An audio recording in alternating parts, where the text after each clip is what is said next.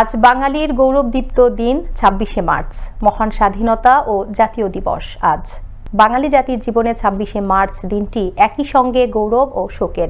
১৯৭১ সালে আজকের দিনেই বঙ্গবন্ধুর আহ্বানে সাড়া দিয়ে শত্রু সেনাদের বিতাড়িত করতে শেষ রক্তবিন্দু দিয়ে জীবনপণ সশস্ত্র লড়াইয়ে ঝাঁপিয়ে পড়ে বীর বাঙালি। বিস্তারিত জানাচ্ছেন সহকর্মী জয়নাল আবেদিন।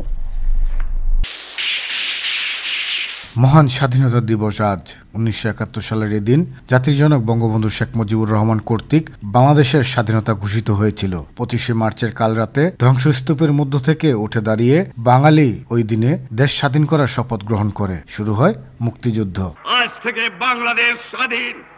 আমার জীবনে তোমাদের সঙ্গে দেখা হতে না পারে, বাংলার ঘরে ঘরে জানিয়ে দাও, যে পর্যন্ত না ৭ কোটি মানুষ স্বাধীনতা না পাবে সংগ্রাম চালিয়ে যাও।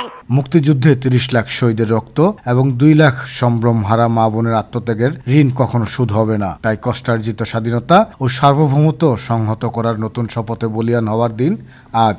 রক্ত যখন দিয়েছি, রক্ত আরো দেব, এই দেশের মানুষকে মুক্ত করে ছাড়বো ইনশাআল্লাহ।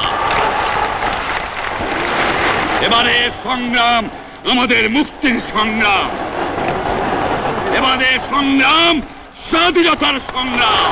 বাঙালি জাতির জীবনের ২৬শে মার্চ দিনটি একই সঙ্গে গৌরব ও শোকের। ১৯৭১ সালের ২৫শে মার্চ কাল রাতে পাকিস্তানি হানাদার বাহিনী অতর্কিতে নিরস্ত্র বাঙালির উপর হামলা চালায়। সেই কাল রাত থেকেই শুরু হয় পাকিস্তান হানাদার বাহিনী ও তাদের দোসর রাজাকার আল বদরদের হত্যা, ধ্বংস, আগুন আর আর্তনাদ, পৈশাচিক বর্বরতা। কিন্তু ওই ঘোরতর অমানিসা ভেদ করেই দেশের আকাশে উদিত হয় স্বাধীনতার চিরভাস্বর সূর্য।